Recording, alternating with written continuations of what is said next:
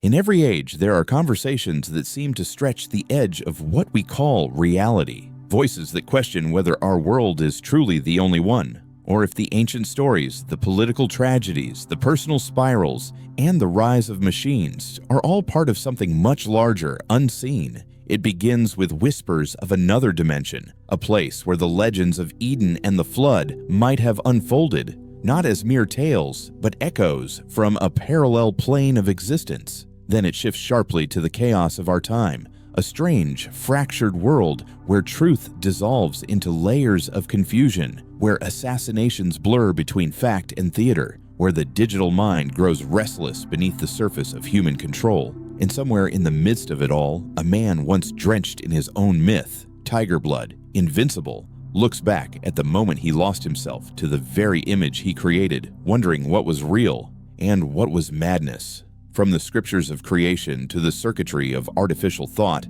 from celebrity meltdown to manufactured conspiracy, these stories are connected by one invisible thread, the human hunger to understand the impossible. Because when myth, machine, and memory collide, the line between what happened and what we believe begins to disappear. Today, we'll explore these stories one by one and uncover what might really be hidden behind them.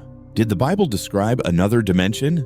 In this episode of the Joe Rogan Experience, Joe sits down with a guest who spent years translating the Hebrew Bible word by word, not as a believer, but as a researcher chasing the origins of myth itself. The conversation begins in familiar territory: Sodom and Gomorrah, volcanic fire raining from the sky, the ancient flood that wiped the world clean. But then, the guest drops an extraordinary claim. What if the stories of Adam, Eve, and Noah didn't take place in our world at all, but in another dimension that slowly merged with ours? So, this is kind of crazy. We didn't know they could do that back then. Well, before coming out here, I asked ChatGPT, how old are some of the stories written down in the text in the Hebrew Bible? And at least according to ChatGPT, it's 10,000 years ago.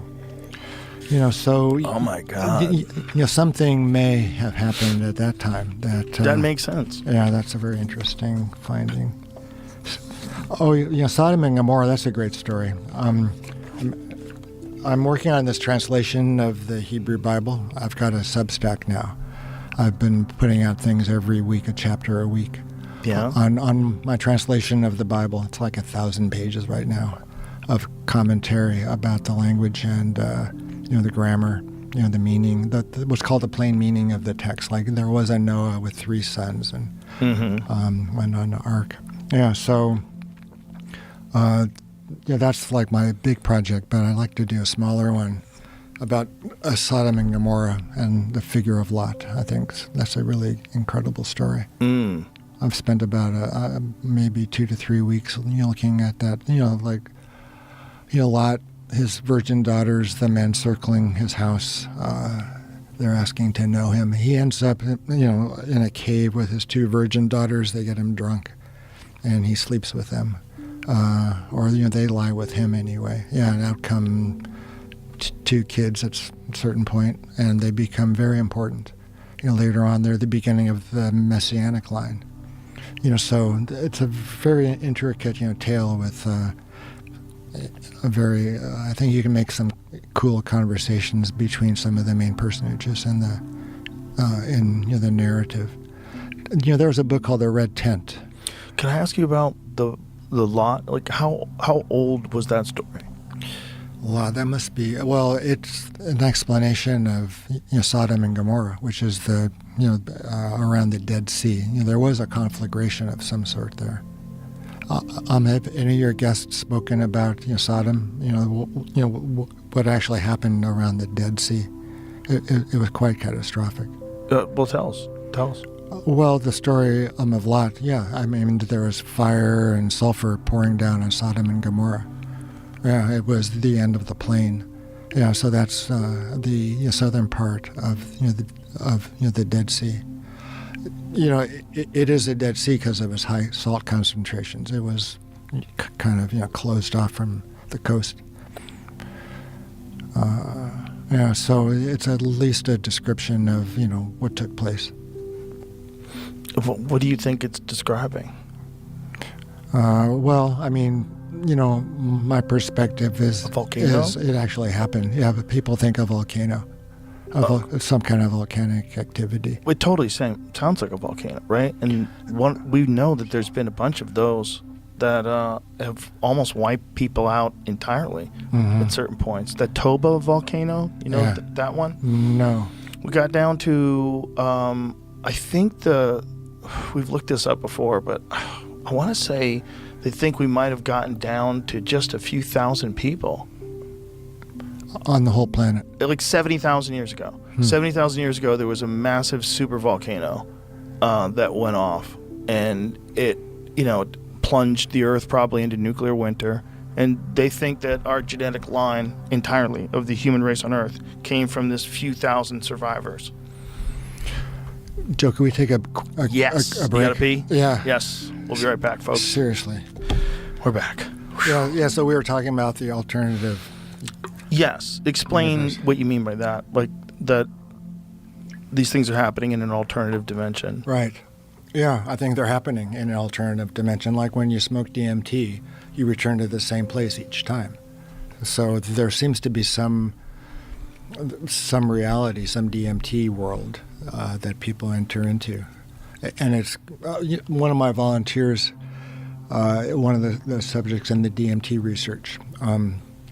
He got a big dose one day, and then a few months later, he got another big dose. And he said that it was very interesting. He said things have just continued apace since his first exposure and his first entrance into that state, and things had gone on in the meantime, and he re-entered that world. So in that way, there's in that same manner, the world of the Hebrew Bible early on, Adam, Eve, Cain, Abel, Noah, the Tower of Babel, all that took place at some different level of reality, which gradually made its way into ours. And once it made its way into ours, there's the archaeological evidence, the first temple, second temple, and so on. So there is a transition between, our world and that world kind of merged. But in the beginning, it was an alternative dimension. It's the same God, I think, but different dimensions. So, is this your own personal conclusion? Yeah. Well, when I was on the show last time, you're asking if I believe those things took place, and my answer then was I take it as if it were true, Right. and then I started to think, how I would do that, like in what world would that be true? It'd be a different world. Right. I feel like I've always believed that they were trying to record something. I just didn't always trust that human beings were completely honest with their recollection of events. So that there's something that they were trying to write down. But was it really coming from God? Are these accurate events? What exactly happened with Noah and the ark? Like what really happened? Well, three stories, three levels. Mm-hmm. Two of each, then seven if one pair or seven pairs of birds. Well, of every living thing. Yeah, but like how's he feeding them? Animals eat other animals. The whole thing's nuts. You would need a lot more rabbits. You need so many animals to keep just the lions alive. Right. It doesn't make any sense. How's he getting them all from all over the world into his stupid boat? Yeah. There's so many things that are wrong. Yeah. But the story of him being told that some shit is about to go down, and you probably should, find some way to restart your version of civilization somewhere. There's probably multiple, like the flood myth that we, whatever you want to call it, the stories of the flood that you get from Epic of Gilgamesh, that you get from Noah. It's not just those. There's many, many different cultures all throughout history have a flood story, right? So it's probably likely that some crazy shit went down. There may have been, there most likely was a flood. So what do you learn from it? Like how do you do better, or on what basis do you rebuild? So I think there's different models. The biblical one is interesting because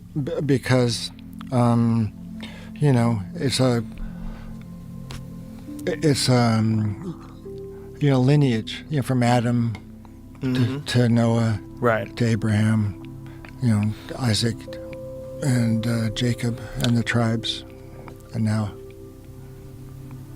So when you talk about things happening in an alternative dimension, like, is that what you think, like, the birth of mankind is as well, like Adam and Eve? Well, I mean... Pull this microphone up. Okay, I'm sorry. No, it's okay. It just has an impact. Yeah. The creation story. Man was created on the sixth day. Right. Along with mammals. Yeah, it's a cool story. It's, stages. People say, well, 7 days, that's unlikely. Like that creation took place 7 times 24, I don't know, 148. Something like that. 148 hours, 168 hours, the whole world was created. But it's broken into stages, 7 stages, which is one of the translations of the word that is usually translated day. It could also mean stage. It's the word yom. It can mean either a day, a period of time, a stage. So that's that's the answer that makes sense to me about the 7-day story of creation. Yeah. So man was created on the 6th day, and then was placed in the Garden of Eden, and those events took place. The stories themselves are just they're written down, and so people have been studying them for thousands of years. Who do you think Lilith was? No mention of Lilith in the Bible. Really? Yeah. Where's the story of Lilith emerge? Well, it comes from what's called midrash. What's that? It comes from a root, D-R-sh, darash. It means to, explicate, to expand upon, to investigate.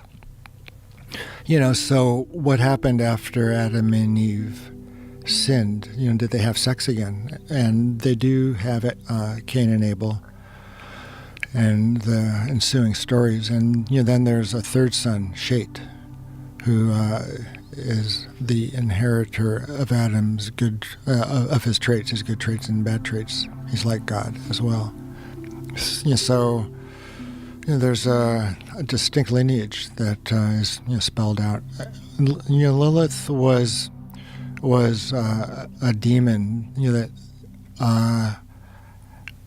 she slept with Adam after the sin of eating from the fruit of knowledge of good and evil. So there's a story that built up around the biblical story that they were separated. Adam and Eve were separated for a long period. And so who was Adam sleeping with? Well, it was expanded in the midrash that there was a demoness named Lilith who slept with Adam for a couple hundred years, and then Adam and Eve reconciled. Whoa. Yeah. So so Lilith is she doesn't appear in the text of the Hebrew Bible as such. So nobody knows. There's a mythology that's grown around Lilith as well. Well, isn't there some festival, some music festival called the Lilith Festival? Lilith Fair. Yeah. That's named after the spirit or the demoness who's. You sure it wasn't like a lady named Lilith that she came up with it? Are we sure? It was her neighbor, Lilith Smith. It's a wild idea that the Garden of Eden, the flood, and the Tower of Babel unfolded not on Earth, but in a parallel realm that eventually bled into human history. But here's what's fascinating. The notion of other dimensions isn't new. In ancient Hebrew mysticism, especially within the Kabbalah, reality is described as layered, made of unseen worlds called olamot. According to that tradition, divine energy filters down through multiple realms before reaching ours. The Bible's earliest stories might have been poetic attempts to describe that invisible process. When Joe's guest connects this to DMT visions, a psychedelic experience often described as entering another world, the conversation edges into territory that modern science is only beginning to study. Researchers at Imperial College London and Johns Hopkins have indeed found that DMT users consistently report entering a shared space filled with entities and geometric patterns. Whether that's another dimension or just the brain's hidden architecture remains unknown. Now let's talk evidence. There's no archaeological sign that Eden or the flood existed as literal events. The flood myth, for instance, appears in dozens of ancient cultures, from Mesopotamia's Epic of Gilgamesh to Hindu and Mayan traditions. That consistency suggests not divine proof, but a shared ancestral trauma, a massive flood or climate shift remembered and retold through millennia. As for Sodom and Gomorrah, recent geological surveys near the Dead Sea did uncover traces of a Bronze Age city vaporized by what may have been an airburst explosion, a meteor, detonating mid-air. Temperatures spiked so high that stone walls turned to glass. To early witnesses, that would have looked exactly like fire and brimstone from heaven. So while the alternate dimension theory may stretch beyond what evidence supports, it touches something profound. Our oldest stories, from divine wrath to rebirth, might be human memories of cataclysm filtered through the language of gods. And maybe that's the real mystery. Not whether the Bible happened in another dimension, but why humanity keeps dreaming of one.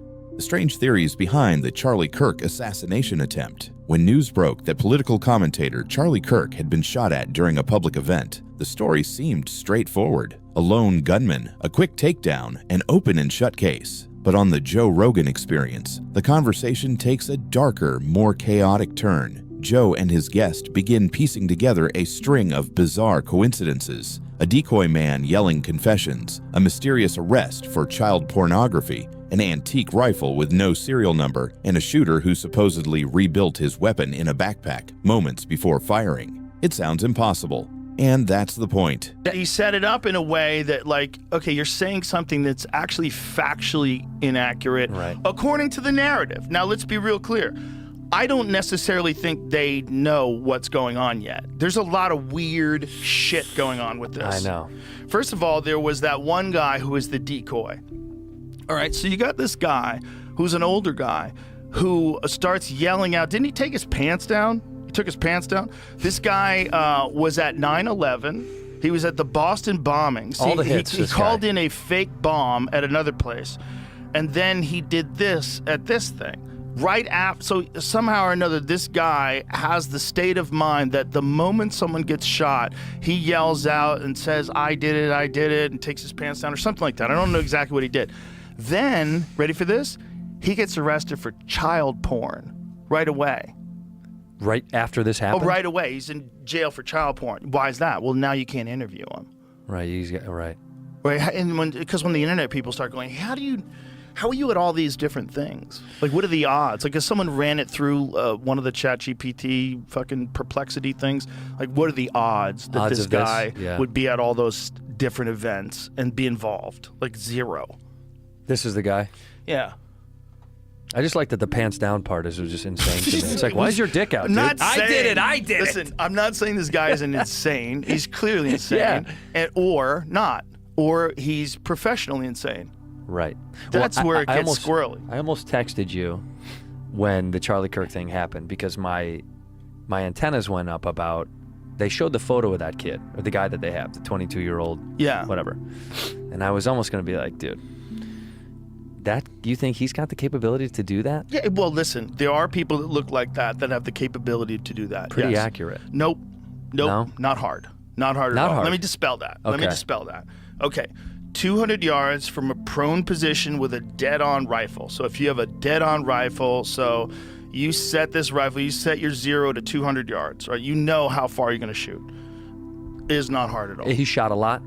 You don't have to shoot a lot. So I could do it tomorrow. If you're no, but you are experienced. If it's someone that's never shot, could they do it? 100%. Not Really? if they've never shot. They wouldn't know where to look. They'd have a hard time acquiring the like when you look through a scope, like with the reticle is weird. Like sometimes takes a minute. You got to know the distance that you have to be from it to really line it up in your sights.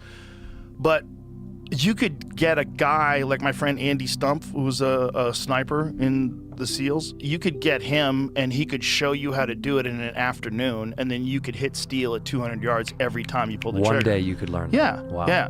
Not that hard. Because it feels insane to me. I'm like, that seems tough. It seems tough. We still haven't figured out whether or not the gun that shot Trump had a sight on it, because we weren't sure if it had a sight on it or if this guy was using iron sights. That was 140 yards. If you shot it with iron sights, that's a lot harder, because iron sights is you're lining up. So you have these two things in the back and there's one thing at the front of the barrel, and you got to line those bitches up perfectly, and that's how you stay accurate. That is a lot harder to do. It's like old shotguns have those, right? Sure. Yeah. Pistols. Yeah, But pistols you buy a got Glock, them. that's what it comes with. Right.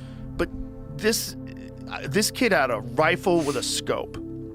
Now here's where it gets weird. The first images of this rifle with a scope, I swear to God, it looks like he has a composite stock on it. Like it looks like a modern 30-06 rifle. So a 30-06, so that's the rifle. 30-06 is like, that looks like a very modern looking stock. I mean, it might not be. It might be just a bad resolution. It might be wood. It's hard to tell. But if you showed me that and you said, hey, this is my cousin's rifle, is this any good? I'd be like, looks like a standard bolt action rifle with like a sophisticated modern scope on it. Sure. Now, apparently, the narrative is that this is his grandfather's rifle from World War I and doesn't have a serial code. Okay. Interesting. Okay. Why? Wait. Why are you using such an old gun? Like, that's kind of crazy. Like, is it possible that an old gun can be that accurate? If you have a gunsmith and they work on it, yeah, it's totally possible. You have a really good gunsmith and he sets, if you're like a nostalgic person, you like driving an old car, you could bring it to a mechanic, they could redo the brakes. Sure. So if you got a good gunsmith and he took a look at that and the action was true and, the bore is good, yeah, you could conceivably shoot with a gun for hundreds of years, right? Guns don't necessarily go bad. Right, they don't expire. Right, and especially because all the stuff, like the trigger and the action and all that different stuff is replaceable, so you could just it's compartmentalized, it's components. That's the other thing. They said that he took it apart and then put it back together again. Shut the fuck up. Do you know how much time it would take to do that if you were highly skilled? To disassemble a gun. To disassemble a rifle so that you can get it in a backpack. And by the way, not going to fit. Not going to fit in a backpack. And then somehow or another reconnects it once he gets off the roof? What? What's that about? Is that what they pitched, huh? Yeah. And then he's supposed to get it in that stupid fucking backpack. It's literally, it makes no sense. And the elevator music was a nice touch, by the way. Yeah. So this is just a narrative, right? Yeah. We watch a guy jump off the roof, and then we supposedly find this rifle. So if you can have a guy that's in the audience that's yelling, "I shot him, now shoot me. I shot him, now shoot me," and then that guy gets arrested for child porn charges, like he's like, what is going on here? So and then weird. you find this rifle, and then you say, "Oh, he assembled it and he reassembled it." Like, okay. If I wish I was a cop, I'd sit in a room like, this story is horseshit. Like, none of these things make any sense to me. Like, you're telling me that this kid who's not military trained, this guy, first of all, how did he get to the roof? How come nobody was looking? How come nobody was like, there's a direct line of sight between where he's sitting and those roofs? You guys didn't check? You don't have a drone? Like, that's insane. So he's on the roof, he shoots, he jumps from the roof. He jumps down 14 feet. Yeah, we saw didn't they have video of him jump? Somebody had a cell phone video of him jumping There's down, a video right? of him jumping. So this guy, whoever it is, jumps off of the roof and lands, whether or not he's even the guy who shot him. Maybe he thought he was going to shoot him. Maybe he's a patsy. Maybe he did it. I feel like he's a plant. Did you see the video? Did you see the person doing the investigating on his mom's Facebook? No. You haven't seen this? Have you seen that, Jamie? Some dude online. His mom's got a weird Facebook. I spill coffee. Very trippy. It doesn't make any sense. Like the more they keep looking into it, the more they're like, this doesn't feel like a real. It feels super fabricated. But here's the thing. Just like I was talking about when people are arguing on social media, it's all part of the plan. If you want things to be... I wanted it so bad. Buckets. I was buckets. If you want people to lose all faith that anyone is going to solve anything, you add a bunch of... If you're going to kill a guy, you add a bunch of other wacky shit that doesn't make any sense, and you spam it out there at the same time. You leave a gun that didn't do it out in the woods. You do a bunch of shit like that. You have an old man put his dick out and yell, I did it, I did it. Yeah, you get some kid who has a boyfriend who's a furry, and you talk to him on Discord. I think he's a furry. I don't want to disrespect. I don't know if that's a real thing. His boyfriend's definitely a guy who became a girl. And wears furry stuff. I think they do furry sex. Or furry games, excuse me. My apologies. I don't want to disrespect the furry sex or furry game community. Yeah. Bro, shout out to the furries, because me and Duncan... This discussion captures something deeper than a single event. It reveals the new language of modern paranoia. The claims here blend real fragments of truth with layers of speculation. Yes, a man matching parts of that strange description was reportedly detained near the scene. And yes, inconsistencies exist in early reports about the weapon used. But none of that confirms a coordinated plot or planted decoy. It's a classic pattern that emerges after every shocking public tragedy, a flood of conflicting details before any verified timeline settles in. Now, about that rifle. Experts confirm that a bolt action .3006 rifle from the early 1900s could, in theory, still be deadly accurate if properly maintained. Guns don't expire. But the story of a young shooter assembling and zeroing that weapon moments before a precision shot strains all realism. Even trained marksmen agree that mounting a scope, adjusting for windage, and hitting a human target at over 100 yards requires preparation, not improvisation. And the decoy narrative, the man shouting confessions and exposing himself, seems lifted from internet rumor. No official record places that individual at 9/11, the Boston Marathon bombing, or any other major attack. These echoes across events are often the product of online pattern matching, the human brain trying to find order in chaos. Yet beneath the conspiracy static lies a valid anxiety. In the digital age, disinformation doesn't just distort a story, it is the story. Every inconsistency becomes fuel for a dozen competing realities, each amplified by algorithms and outrage. As Joe notes, when truth becomes unknowable, public trust collapses, and that's when paranoia becomes power. So, whether the event was a lone act or something more, one fact remains: confusion itself is the perfect weapon.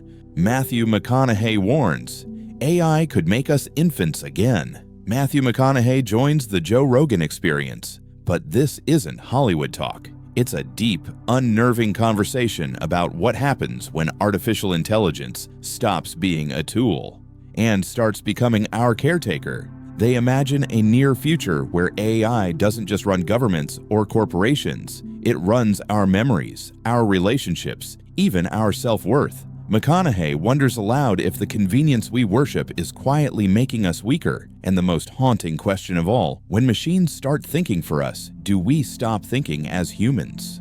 And then we got AI on the way. And when real AI hits, it'll probably be our governor. It'll be our president. We'll decide that human beings are too dangerous and volatile and emotional, and they'll use Trump's tweets as an example, and they'll decide that the Biden family corruption or whatever scandal any other president was involved in, all this could be avoided if we just have AI run everything. Right.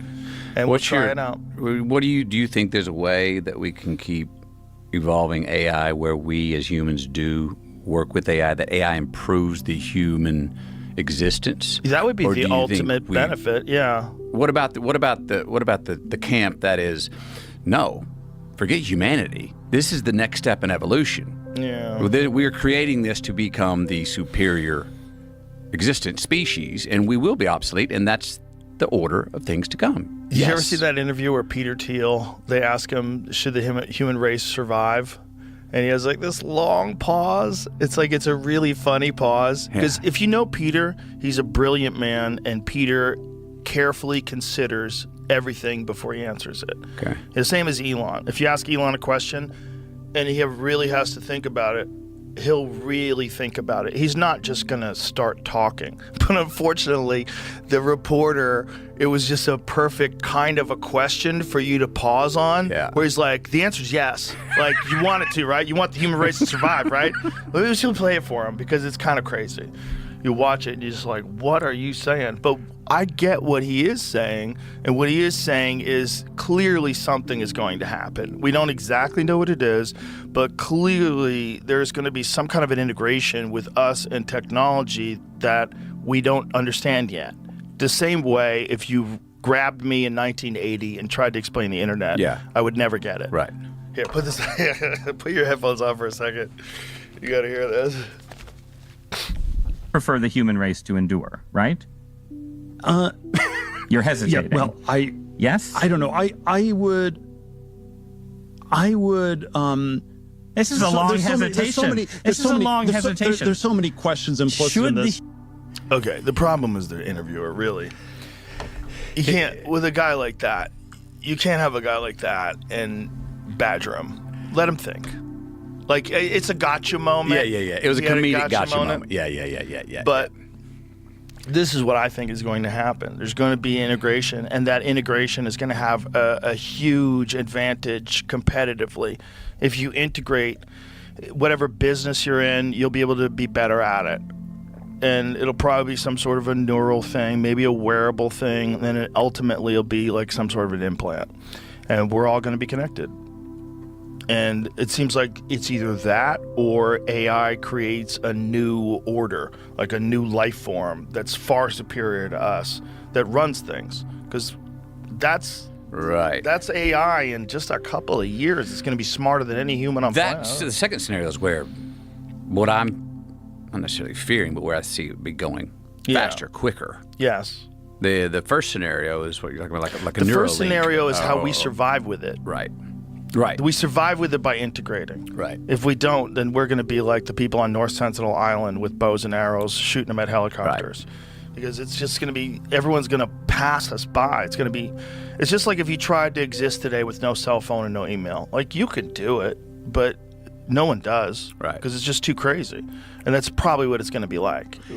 You think AI, and this is when it first was coming on questions, and I would always ask people, what can it do, and there's the question of sentience and all that stuff, and that's already being argued now. Well, no, it's getting emotional. People are having relationships with it, and it's also toying with people. Right.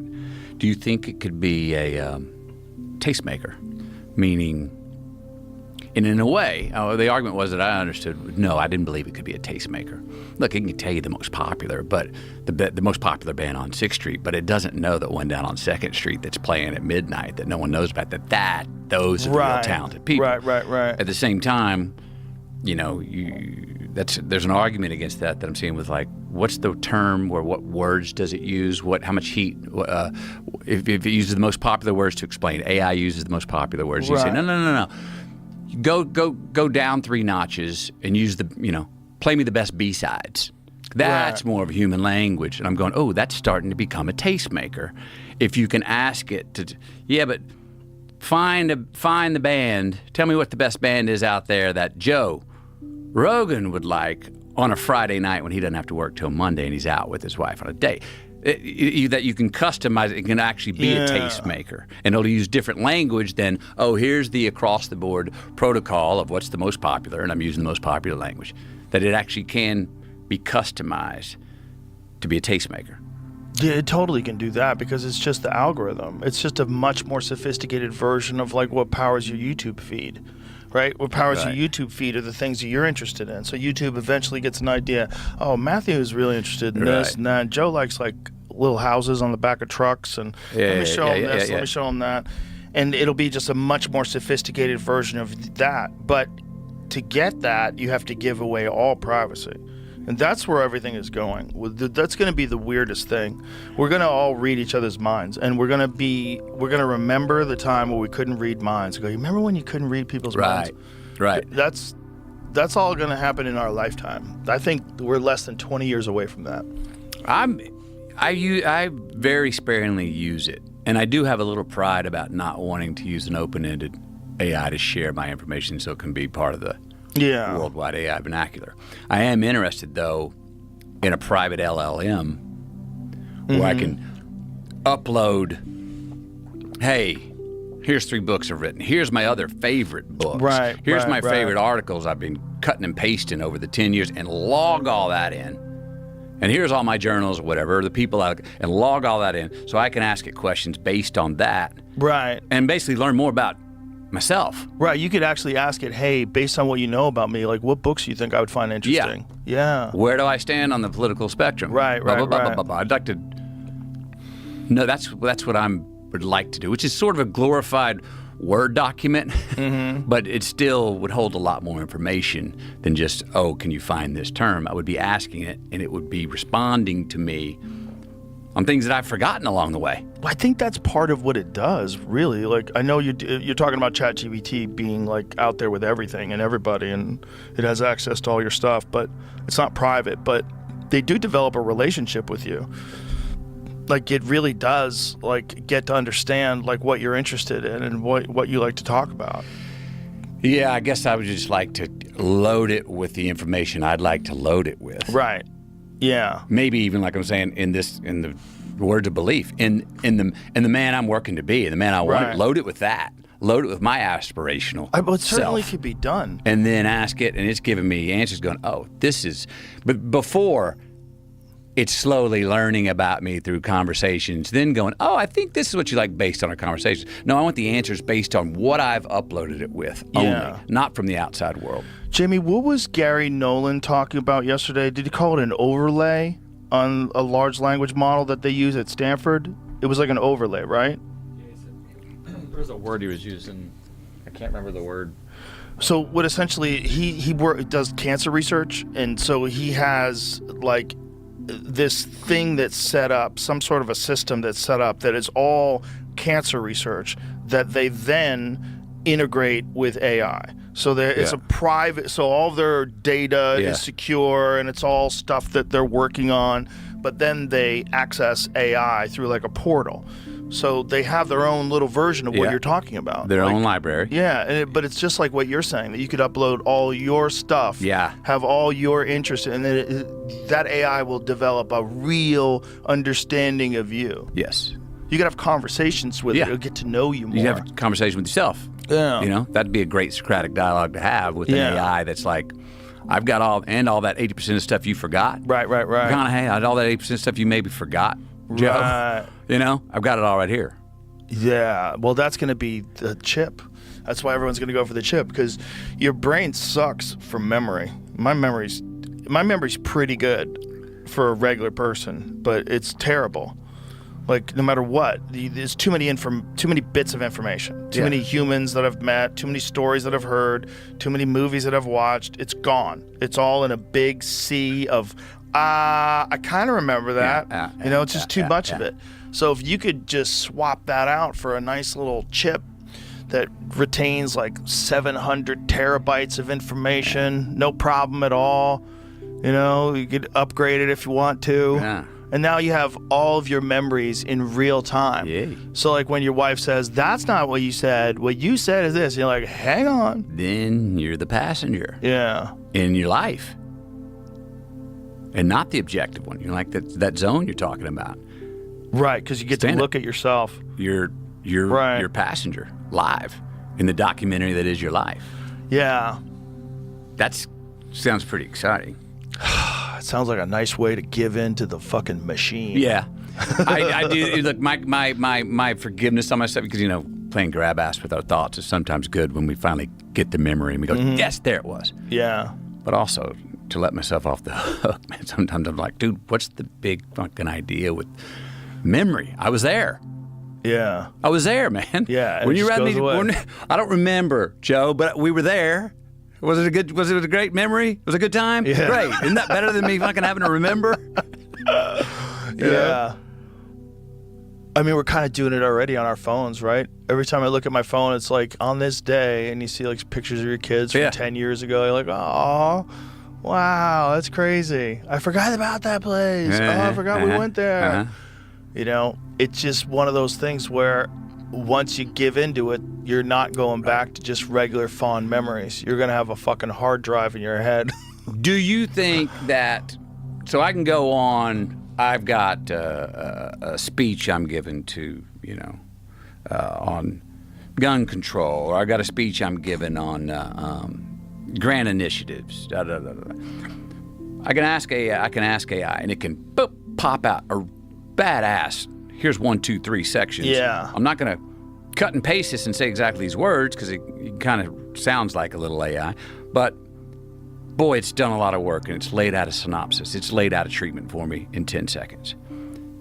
Do you think that there's value in not doing that and going, no, I'm looking over my stuff, I'm taking notes, I'm cutting and pasting, I'm doing it myself. Are we learning more by that way to understand the content and the context of our content when we do that, what some would call busy work now, to formulate our synopsis, which AI can do it in 10 seconds?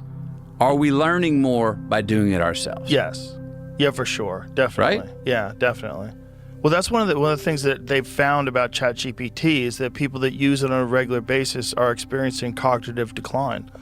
Right. What was that study? We brought it up the other day, right? But they've shown that because you let it think for you. Right. Now it's doing all the work for you. So you're not you're using smarter. your brain.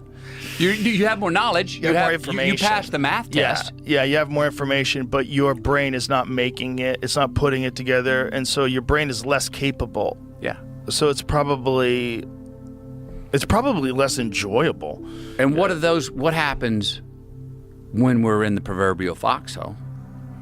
When we have to improvise in a moment before we're linked up. Right, you're soft. When we have to go, I got to handle this. Yeah. Well, and you can't because you're soft. I can't rely because I don't have anything to lean on. I'm looking for my safety net of AI to find out what it should be, and I don't have it. You're fucked. It's got to be a desk. You're fucked. Yeah, you're fucked. Yeah. It's like someone who's never lifted anything, and then you get stuck under, a tree falls on you. Like, you don't have the strength to get this off of you. Right. Like, you're really in a bad place. When you're not using your brain because all you have to do is just ask this thing and information, you basically have a digital daddy. Like, Daddy, tell me what this is. Daddy, tell me what that is. Yeah. And it makes you like a little bit of an infant. It turns you into an infant. Yes. I mean, you don't even have to have arguments anymore. You just like ChatGPT will explain exactly what everything is all about. You give up your opinions to it. These relationships, these people that are dating, that program them, do not argue with me. Just placate me and tell me sweet tales and how great I am. And this relationship is awesome. It has no resistance. It gives me self-confidence. Yeah. Or does it really? Or a sense of self-confidence and significance. They listen. They're there whenever, 24/7. Yeah. They're never sick. They're never in a mood. No matter what mood I'm in, they're always right there to coddle me. And that's, talk about conveniences. Well, what's the asset of that? Because I don't want to be nostalgic in the midst of all this change either. Yeah. I don't want to be an old-fashioned guy because it's coming. So I want to learn how to interact with it. Yeah. I don't want to sit there and be a guy who's going, oh bullshit, everything needs to be manual. Just work harder. I don't want to be that guy. But I'm trying to measure, like a lot of people. Well, wait a minute. What's actually useful for the long term? In our own evolution, and my evolution, and your evolution, what's useful with this AI? How do we use it smartly? And what's a bad idea? This conversation captures something rare, not the usual fear of robots taking over, but of ourselves fading away. McConaughey's metaphor that constant AI reliance could turn us back into infants isn't just poetic. It's backed by real concern from neuroscientists and educators. Studies from institutions like Oxford and MIT already suggest that heavy dependence on AI tools and automation can reduce critical reasoning and memory retention. When a device answers every question instantly, the brain stops forming deep connections, what researchers call cognitive offloading. Joe's warning about digital daddies hits even harder. AI companions available 24/7 and always agreeable are already blurring the line between comfort and control. Apps like Replica and Pi have millions of users who describe their AI as friends, partners, even therapists. But these relationships offer unconditional validation, no friction, no growth. As McConaughey puts it, no resistance. Without resistance, we lose the very muscle of consciousness, the part that learns, struggles, and evolves. The most chilling prediction, though, is the integration. Neural implants that remember everything we forget. A chip that records every word, every feeling, every argument. It sounds liberating until you realize it erases one of humanity's quietest gifts, forgetting, the ability to move on, to forgive, to reshape who we are. They end on a note that's almost philosophical. Maybe the danger isn't that AI becomes too human. Maybe it's that we stop being human enough to tell the difference. Because when a machine remembers everything, never argues, never sleeps, and never doubts, what does it mean to still call ourselves alive? Charlie Sheen. Inside the madness of Tiger Blood. When Charlie Sheen sat down for that now infamous interview in 2011, the one that gave the world Winning and Tiger Blood, it wasn't just a meltdown, it was a cultural explosion. The world watched, half in shock and half in fascination, as Sheen spiraled on live television. But here, on the Joe Rogan Experience, we finally hear the story from the man inside the storm. For the first time, Sheen admits the truth behind the manic confidence, the endless rage, and the strange slogans that defined a generation's most public breakdown. There was an energy I tapped into that felt like I was playing a role, but I couldn't figure out if what the plot was, who my co-stars were, where somebody show up with like a page one rewrite. Right. That's what we fucking need, you know. And it got away from me. And had it not been encouraged, I think it could have been curtailed. It could have been shut down a lot sooner. Right, but you become kind of captured to the image. Yes. Yeah. And there was something and just recently, something I stumbled onto. I was in some way, I was being a bully. It had a bullying kind of energy about it, and I've never been that guy. How so? Like bullying? The way I was attacking people and the way I was challenging people. I was like a tough guy on the block and had all these soldiers. I had this whole cadre behind me, and it was like, inviting people into the ring. I've never been in the ring. What are we doing, You're on coke. That's what it is. It's total cocaine behavior. Among other things. Yeah, and I think there was a whole testosterone component as well. That was just out of control, because there's what do they recommend, like a quarter-sized dollop and like every other day. And no, I there's a line in the book where I say I was slathering that shit on like a fucking Pond's commercial. Oh, so you were using the cream? Yeah, which is hard to measure. It's interesting because when you finally get some distance from something, you start to realize that it wasn't really so much about what you said it was about in the moment. And I'm really realizing it wasn't about the job, wasn't about Chuck. It was about all the stuff in my personal life. It was about trying to just be a certain guy at work, be a certain guy at home, and then just never having the time to be a certain guy with me.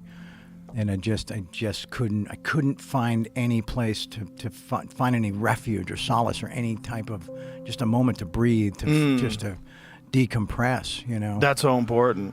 Yeah, and it's not in the book because I don't remember it well enough to put it in the book, and that was kind of how I decided what's in there and what's not, right? Or if something just isn't true, it's not in the book. And so, but I was trying to just kind of,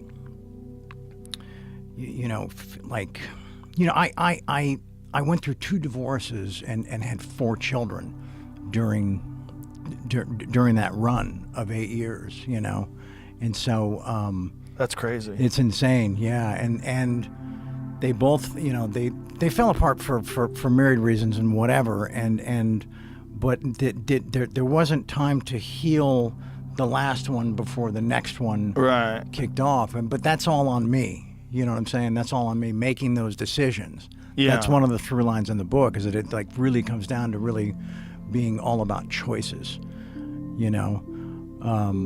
But then, yeah,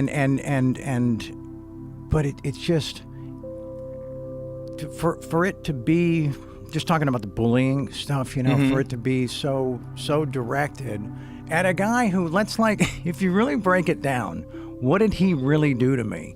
He created this environment with a dream character in an amazing show, or so people tell me, right? That was, you know, the toast of the town, right? And all he asked from me was to just, like, you know, just show up, be responsible, know your lines, hit your marks, do your fucking job, you know? Those were the only demands. Essentially, the stuff I told him before I took the job that I was going to do.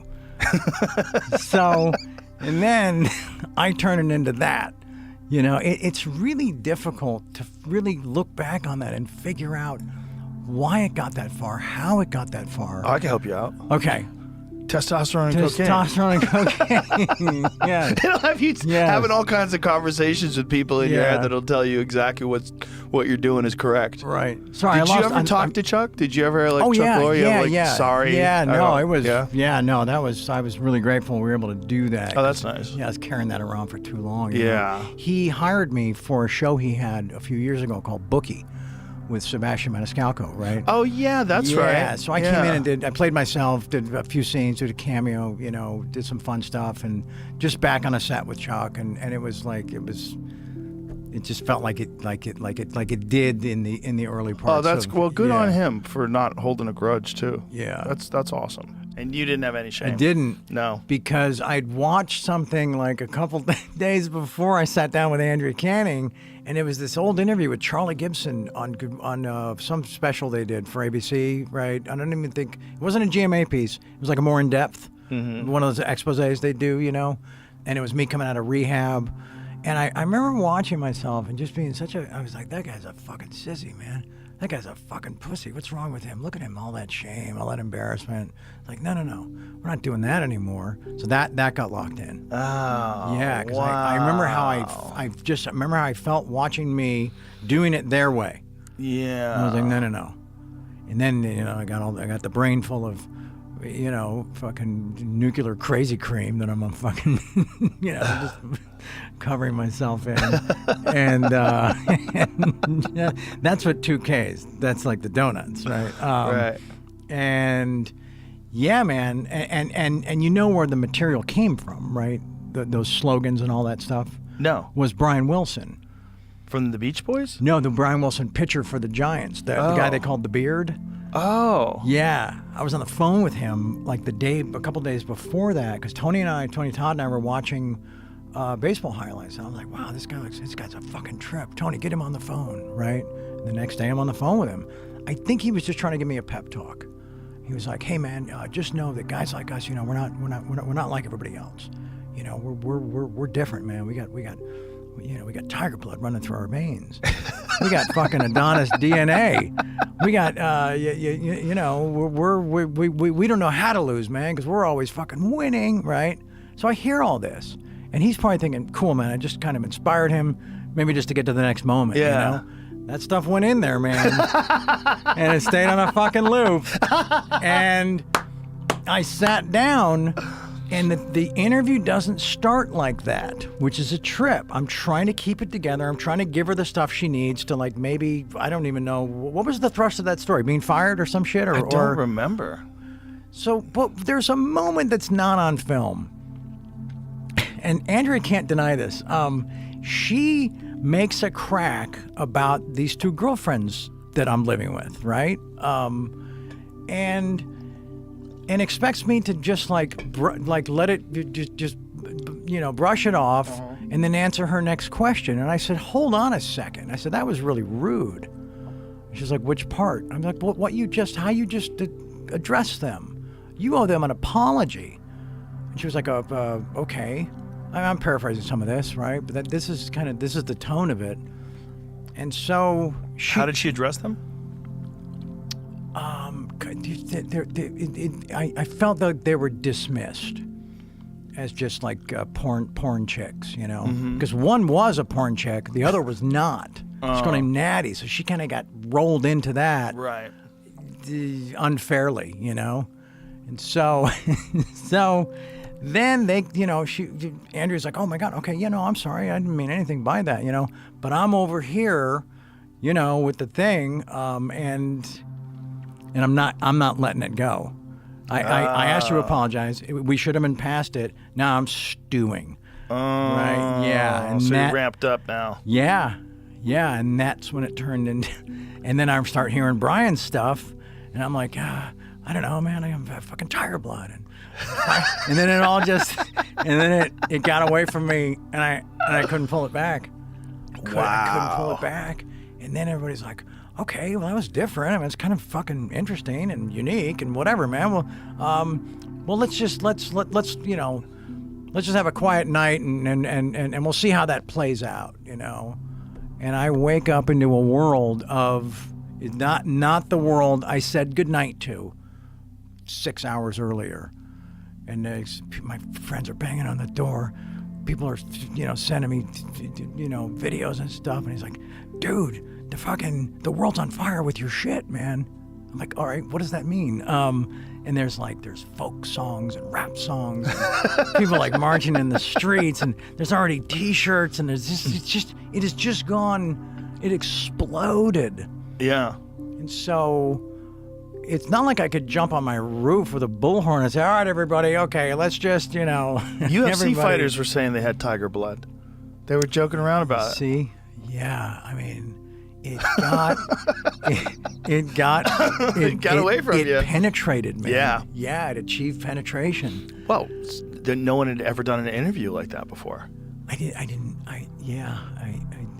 wasn't thinking about that in the moment. I was just fucking pissed, and I wasn't gonna be sissy Charles from the 90s, you know. Right. It was like this whole convergence of all these elements and all these emotions and all these feelings, and also the, you know, resentment I had in myself, you know, and just like, all right, I'm just gonna pick some targets, and you know, would have been nice had it been sort of if I could have just sort of been herded, just kind of you know, away from it. You know. Have you ever thought of what your life would be like if you didn't do that interview? I've started to. No, I've started to try to walk into that village, right? Uh-huh. But as soon as I take a look around, none of it really makes sense because I can't really imagine it.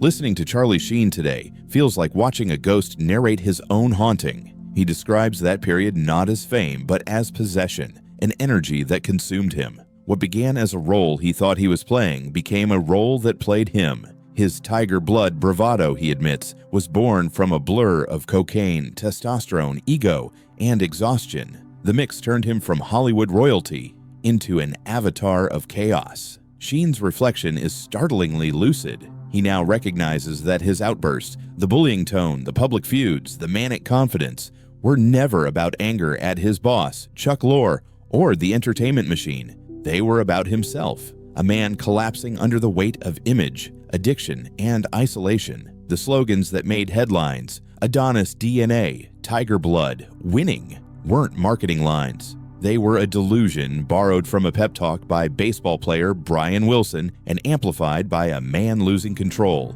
Within hours, those words became viral scripture, t-shirts, remixes, chants. The internet didn't just witness his breakdown, it celebrated it. That's the dark irony Sheen sees now. The world rewarded his implosion. It turned mental collapse into meme currency. But there's redemption in this retelling. Sheen talks about reconciling with Lorre, returning to a set, and finding peace in humility. No grand comeback, no Hollywood miracle. Just a man finally stepping out of the caricature he once created. The Tiger Blood era wasn't just Charlie Sheen's fall, it was a mirror for all of us. A glimpse into how fame, media, and ego can merge into something monstrous, and how the internet will always cheer as long as the fire burns bright.